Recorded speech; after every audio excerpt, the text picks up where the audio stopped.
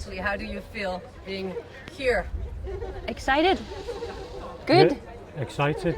Same answer, I guess. You wish for arriving nearly all the time, whether it's pizza, beers, whatever, and then as you come closer, you get a daunting feeling about maybe turn left and and carry on. But no, it's lovely. And we also know there's lots of work to do on the boat, so we are motivated to start working to get ready for the next leg. That stage of the race was quite challenging for all of you guys. It was quite a battle. At what moment did you feel that it was going to be a battle until the end of the stage? Actually, all the time. From the beginning, we always stayed quite close to the others, so it was never really the time to relax from the start. Because there were the doldrums, and you knew the first one who catches the trade winds of the South Atlantic will get richer and richer, so you had to stay close to them. And the Indian Ocean was just very difficult, so also there we had to defend our second place in the sharp category. So yeah, there was never time to relax really when it comes to the race. And I think we've learned from previously that you have to keep the pedal down. You have to keep pushing because anything can happen. We learned a lesson. We learned a few times. Yeah. So. What do you think was the key to be able to go through this battle for you guys? We just love it. Just love sailing, yeah. So, and the more you learn, that's all we've been doing for the last, how many days? 38, 39 days. So, yeah. Motivation was the key. Yes, and racing is just fun. It's like the competition, we just love it, and the sailing and everything that comes with it. Seeing new places like here, it's just amazing. Did you feel there was one moment, that could have made things change in the race? Maybe something that you could feel? You mean when it comes to the competition? Yes, the competition, yeah. Actually, I think we didn't make many mistakes. Brazil is just super fast, so it was clear to us very early that we're not going to catch them. And but we're super proud of the strategy that we made and the decisions we made. So for us, it was kind of a perfect race, to be honest. What was your strategy? Can you explain that to me? It's just at the Cape of Good Hope we managed to overtake Freedom, which we were battling with all the time, and we took one decision differently to them, so that's why we finished before them today. So we're happy about that.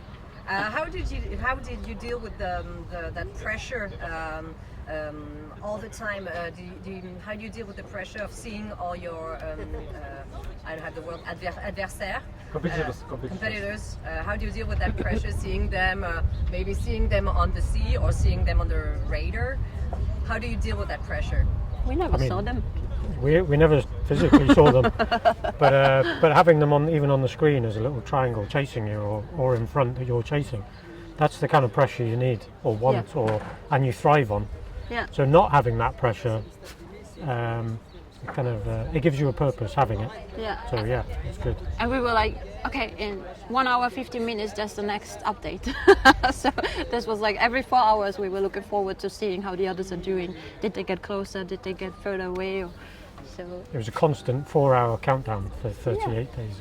And that's what you need. It's a race. It's not just cruising around. It's a proper race. What was your biggest? What did you have to deal more with during that race? Was it the weather? Was it the fact that you were tired? The fact that sometimes there can be things on the boat that break or don't work anymore? What was the biggest thing to deal with? As far as the boat's concerned, it's been amazing. But we stay on top, because every time there's a detail that kind of damages, they don't fix themselves. So we endeavour to make sure they keep on top of them, either fix them in real time or forecast it, so they don't become big problems. But the biggest topic all the time is definitely the weather and strategy. Yeah, weather and strategy. Yeah. Weather, you were saying that, especially here in the Indian Ocean, it was quite a challenge. Yeah. Can you explain that to us? What was the biggest challenge with that, with the weather? What's so specific here? Yeah, it's just so shifting, and lots of lulls, and this high pressure system that moves around and like moved with us. It felt like, but we did that very well. We kept our cool and just made sure that we go as fast as possible. At some point, you just tell yourself, okay, ignore the others in the back. Don't go crazy on that. Just focus on getting to the finish as fast as possible. Because that's all you can do. But yeah, the Indian Ocean was very, very special, and it took much longer than we thought it will. Yeah. But it's beautiful. And that's sailing. It's boring if it's just straight all the time, right? About the conditions and the strategy to calm zones or zones with a lot of wind, which is called, arrivée winds here. Was it particularly technical for you guys? We didn't. We were wishing for the lot of wind in the last days, but I don't think we experienced that. But yeah, it was constantly staying on it. All these shifty winds, light winds, keeping the bow pointing in the right way, moving as best as possible. Change the sail. We can see them lying on the deck. Change the sail. In accordance, and trying not to be lazy with sail changes. Or yeah, that was the basic strategy. What do you think made the difference with the other competitors? You were talking about the freedom boats in Cape of Good Hope. What made really the difference at that moment, according to you? This moment was just their decision and our decision. So they decided to go north, and we decided to stay south and maybe have a little bit more wind from a different direction. So yeah, there's not much difference in between all of us. So we're all aiming for the same and giving our best, and all great sailors. It's just sometimes one decision makes the difference, and we were lucky at that point. So. Can you tell us about that atmosphere here in the Great South? How is it? Yes, how did you feel about it in that part of the world? Being in the southern hemisphere. Yes. Oh, it was exciting to cross the equator for the first time. We both have never been to the southern hemisphere, not on land, not at sea before. So it's cool. The night skies looks very different. The sun moves different. So and we saw albatrosses, which was very special. Because it was a long leg. It was a long time at sea, but because we had all these little gulls that we'd never experienced before, albatrosses crossing the equator, Cape of Good Hope, it was like landmarks. So it kind of shortened it in a way. We're always looking for the next thing, and everything's a new experience. So, and the big waves. Yeah. Fascinating.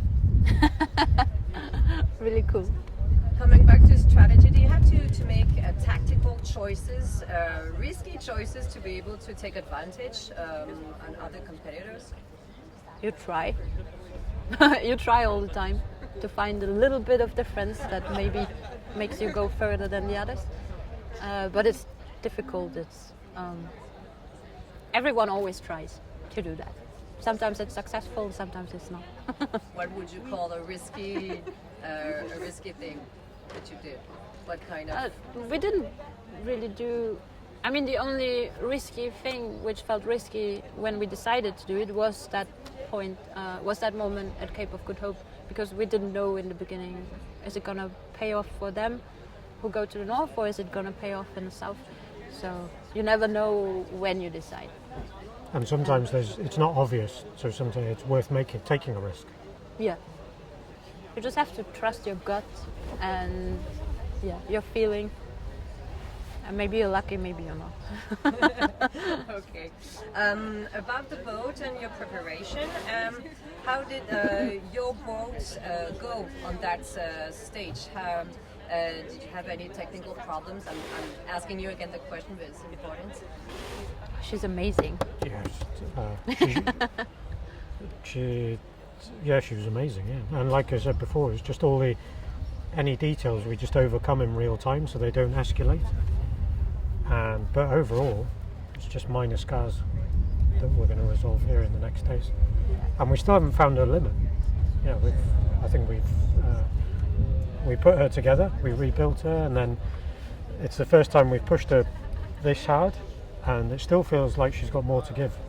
So we're looking forward to the next leg. Yeah. And she showed us that she can go really fast, like too fast, a little bit. Yeah, maybe, we don't know. Huh? Yeah, we don't know, maybe there's more. But it was amazing, an amazing leg to get to know the boat better. And she's an old lady, but she's still competitive, and yeah, it's just amazing.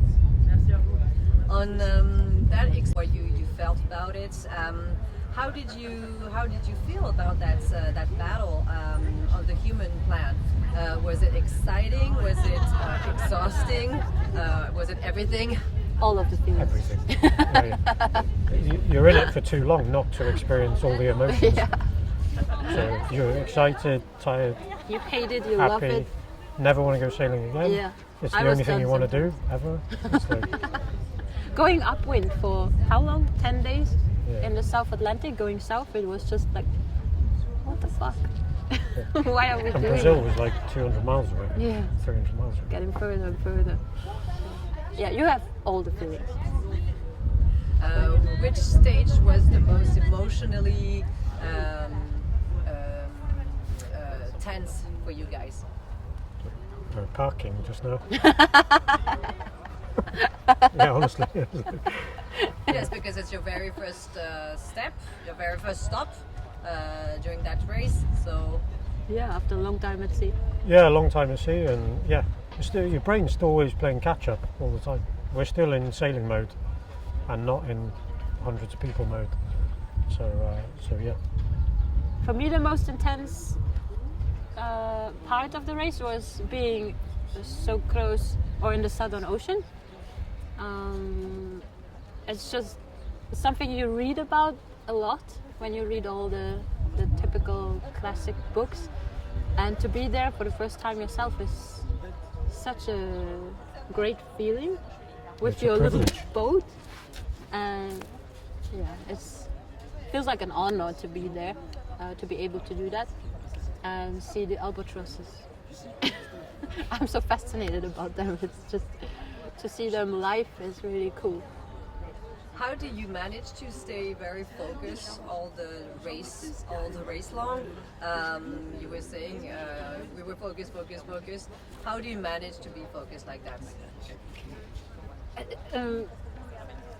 It's just it was a bit hard going south in the South Atlantic because it was boring and upwind and wet, and we just felt like cavemen, like living in the cave because we were just inside the boat all the time. But no, you still stay focused all the time, and also with the updates you have every 4 hours to see where the others are, it never goes away, that feeling. And yeah, I forgot And what I it's- wanted to say. I mean, it's hard to distinguish because when you're on land, you're constantly distracted. When you're at sea, you've only got one Yeah. focus to do. And You haven't the time is so different. I'm sorry, that's what I wanted to say. Yeah. You have no proper time feeling anymore. It doesn't feel like we've been there for 38 days or almost 39 days. You're always just in the moment. And we rested well. We did proper shifts. So Yeah, and life is simple, so you can Yeah. focus on the complexity of the sailing. eat, poop, sleep, sail. Repeat. It's very simple. And look at the updates and go fast. So yeah, we never really lost focus. It just gets boring sometimes when it doesn't change. And then when it starts changing, you get annoyed that it changes so much, you know? It's like there's this little time in between the changes that is just perfect. It's just, yeah, it's a bit weird. Sailors. No worries. Sorry. And that's my very last question. In Rayon Island, what is the first thing you're going to do once you're on the ground? Beer. Yeah, there's 2 buckets of beer, which we're not allowed to touch until we've spoken to you. So that's going to get done. And pizza. We really need some food. I need to go for a walk as well. Yeah, we need to do some activities and start working on the boat. Good for you guys.